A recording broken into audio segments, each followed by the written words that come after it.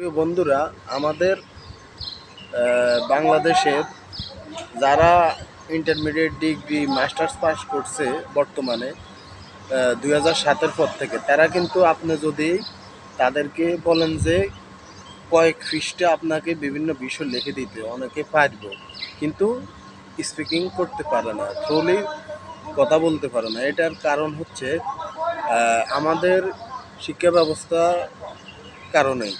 আমাদের এখানে স্পিকিংয়ের জন্য কোনো রাখা হয় না, স্পিকিংয়ের কোনো বিষয়টা এখানে রাখা হয় না। কীভাবে ছাত্রছাত্রীদেরকে পাঠদান করলে সে কথা বলতে পারবে। তো আর অনেকে গ্রামাটিক্যাল শিখে লিখতে পারে, কিন্তু এখন অনেকে চেষ্টা করতেছে, কিন্তু না পারার কারণ হয়েছে আপনি গ্রামার টেন্সের গঠন শিখছেন, কিন্তু আপনি ফ্রেজ শিখেন না। ফ্রেজ না যে শিখবে সে কখনোই কথা বলতে পারবে না।